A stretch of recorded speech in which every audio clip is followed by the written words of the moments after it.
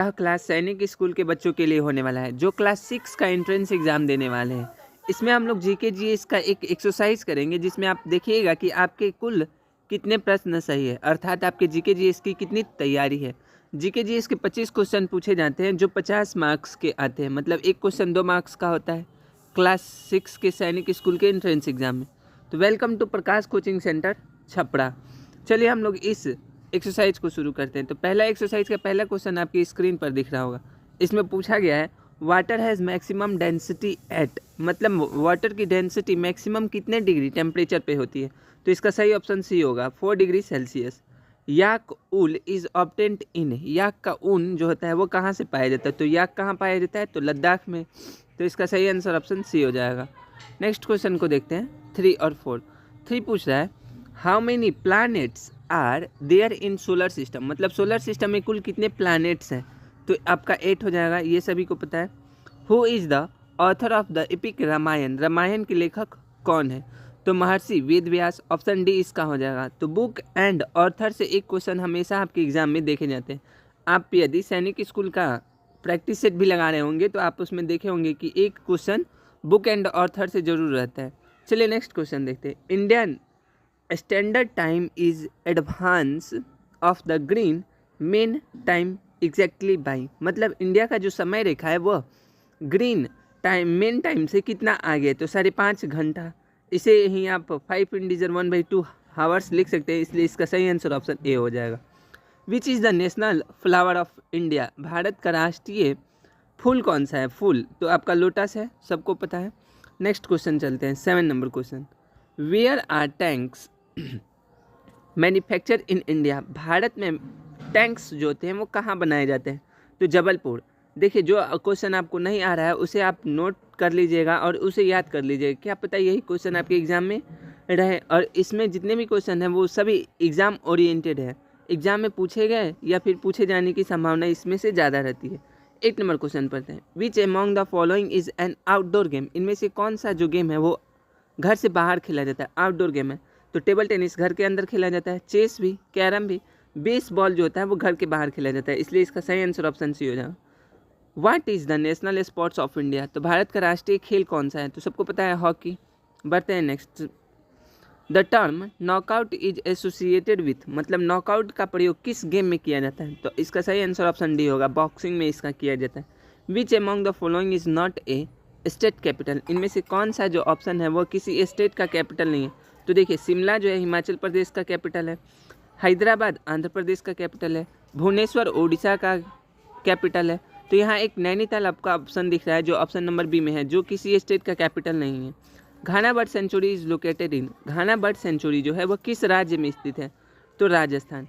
यह bird sanctuary और national park से भी एक क्वेश्चन हमेशा आपके एग्जाम में रहते हैं, इसलिए इस टॉपिक को आप अच्छे से कवर कीजिएगा। हम लास्ट में बताएंगे यदि आप इस टॉपिक को नहीं कवर किए हैं तो कहाँ से कवर कर सकते हैं। The fibre of silk are made up of, जो सिल्क होते हैं वो किससे बने होते हैं। तो प्रोटीन। ऑप्शन बी इसका सही आंसर होगा।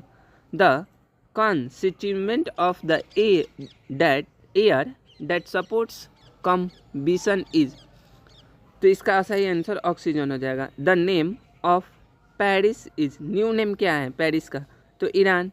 ठीक है आगे बढ़ते हैं। 16 नंबर क्वेश्चन देखिए, यहाँ से भी एक क्वेश्चन रहता है, कहाँ से, ये तो कंट्री और उसका स्टेट, या स्टेट एंड कैपिटल पूछ दे या फिर कंट्री एंड उसका कैपिटल पूछ दे। ठीक है तो capital of Cuba is Havana, Cuba एक देश है, उसका हवाना क्या है, उसका कैपिटल है। तो इसका सही आंसर सी हो जाएगा। Common name of sodium carbonate is, ये केमिस्ट्री का क्वेश्चन है कि सोडियम कार्बोनेट का कॉमन नाम क्या है। तो वॉशिंग सोडा, धोने वाला सोडा इसका कॉमन नेम है। Which plant is called both, planet है, planet is called both morning and evening star, किस ग्रह को सुबह का तारा और शाम का तारा कहते हैं। तो वेनस। ऑप्शन डी इसका सही आंसर होगा। बढ़ते हैं नेक्स्ट क्वेश्चन 19 की तरफ। 19 नंबर क्वेश्चन देखिए क्या कह रहा है। 19 नंबर क्वेश्चन कह रहा है Baghdad capital of Iran is situated on the bank of the river, मतलब बगदाद जो है वो इराक का क्या है, कैपिटल है, और यह कैपिटल किस नदी के किनारे बसा हुआ है। तो वोल्गा नदी के किनारे बसा हुआ है। Option A is the right answer. Next question की तरफ चलते हैं। जो भी आपको क्वेश्चन नहीं पता है उसका आप फेयर बना लेंगे, ठीक है, ताकि आपको का ये यहाँ तो छूट जाए लेकिन एग्जाम में वह प्रश्न नहीं छूटना चाहिए। The poet who wrote the famous song ए मेरे वतन के लोगों इज, मतलब ए मेरे वतन के लोगों के लेखक कौन है? तो इसका सही आंसर ऑप्शन बी हो जाएगा, प्रदीप। प्रदीप। अब देखिए, गाइए। ए मेरे वतन के लोगों जरा आँख में भर लो पानी, जो शहीद हुए हैं उनकी जरा याद करो कुर्बानी। तो आप कुर्बानी याद करने के लिए क्या जानेंगे? दीप। दीप को जला के ही आप कुर्बानी याद कर सकते हैं। तो प्रदीप इसका आंसर, इससे याद रखिएगा, ठीक है, प्रदीप। इसलिए हम आपको ये गाना गा के सुनाए हैं ताकि आपका ये वाला क्वेश्चन बिल्कुल क्लियर हो जाए। Who founder the Red Cross, Red Cross के फाउंडर कौन है? तो JH डूनट इसके फाउंडर है। Pandit Shiv Kumar Sharma is famous player of musical instrument, Pandit Shiv Kumar Sharma जो है वो क्या बजाते थे? तो sitar. Option A is right answer, ठीक है।